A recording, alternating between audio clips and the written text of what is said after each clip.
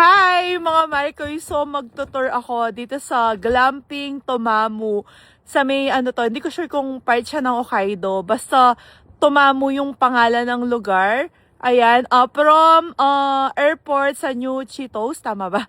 1 hour and 30 minutes yung binyahe namin para makapunta dito. Ayan, ayan yung mga rooms. Para silang mga iglo. Pero para silang tent. Basta, ganyan yung room. Kasalukuyang nag-i-snow. Ang lang dito, medyo hassle lang is common CR. Pero napakabango at napakalinis. At good thing, malapit lang siya sa room namin. Ganyan yung itsura niya sa labas. Ganito, maglalakad tayo. Ito yung room namin, nauuna siya dito. Tapos yung background is bundok. Napakaganda!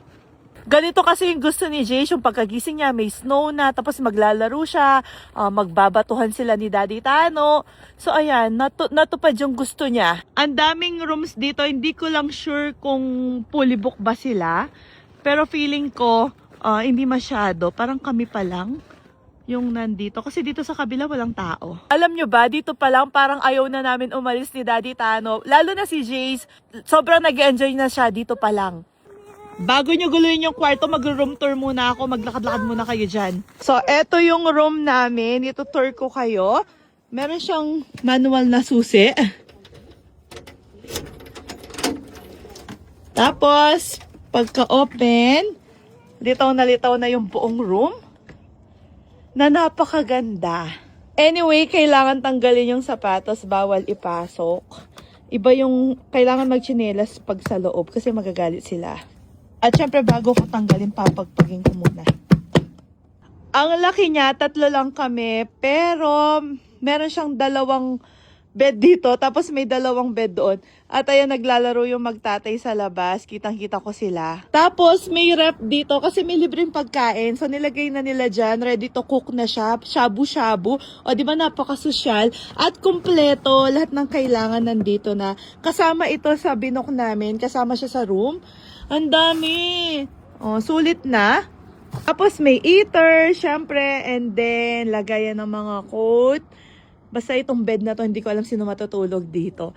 Binigyan din nila kami ng libreng drinks. Tapos may pang dito, mga kape, pang lutuan, rice cooker. At feeling ko, napakagandang kumain dito kasi napakaganda ng view. Kahit dito lang kami nakatambay. Yan, 2, tingnan yung ginagawa nila na para bang ayaw na nilang pumasok, na parang di kayo nilalamig dyan. Come inside! Talaga. Look at Daddy daw. Oy! Enjoy na enjoy si Jace. Ang ganda lang din ng tanawin kasi bundok. Tapos walang dumi, ang linis. At ayan yung buong room namin. Basta, puro maganda yung masasabi ko sa room tour na to. Tumakbo pa nga yung 2. Ayun lang, napakasaya namin. Sulit lahat ng pagod namin kasi masaya si Jace. At ito na yung pinakamasarap na kape na natikman ko. At ito din yung pinakamasarap na spam na kakainin ko.